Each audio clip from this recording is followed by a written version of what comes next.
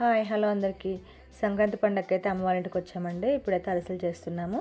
4 కేజీల బియ్యానికి అయితే 2 కేజీల బెల్లం అయితే తీసుకున్నాము. ఇంక ఇలా వాటర్ యాడ్ చేసుకుని అరిసెల పాకం అయితే పడుతున్నాము. అరిసెల పాకానికి అయితే మనం ఇలా పాకం అనేది చెక్ చేసుకోవాలి.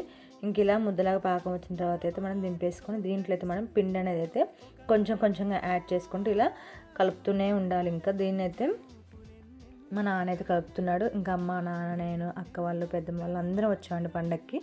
మేము వచ్చామంటే ఇంకా అమ్మ వాళ్ళు పండగకి పిండి వంటలు అనేది కంపల్సరీ చేసుకుంటారు కదా. అమ్మ వాళ్ళైతే కారపూస అయితే ముందే చేసింది అమ్మ. ఇంకా అరిసెలు అయితే మేము వచ్చిన తర్వాత చేస్తుంది.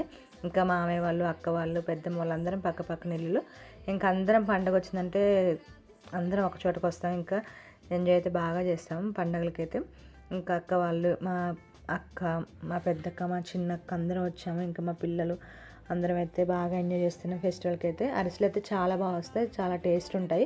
ఇంక ఇదైతే ఇట్లా ఒకదాంతో ఒకటి తిప్పుకుంటూ కన్సిస్టెన్సీ వచ్చేవరకైతే ఇలా పిండి వేసి తిప్పుతూనే ఉండాలి ఇంకా ఆపకుండా. ఇలా కన్సిస్టెన్సీ వచ్చిన తర్వాత దీంట్లో అయితే మనం ఆయిల్ అనేది యాడ్ చేసుకోవాలి, ఎందుకంటే పిండి అనేది ఆరుకోకుండా. దీనికి కంటిన్యూషన్ అయితే నెక్స్ట్ పార్ట్లో వస్తుంది. మీరు పిండి వంటలు ఏమేమి చేసుకున్నారు పండగని అయితే కమెంట్ చేయండి. మీరు ఎలా ఎంజాయ్ చేశారో కమెంట్ చేయండి. టేస్ట్ అయితే చాలా బాగా వస్తాయి, అరిసెలు బాగుంటాయి. మీరు ఒకసారి ట్రై చేసి ఎలా వచ్చింది కమెంట్ చేయండి. Thank you, bye bye.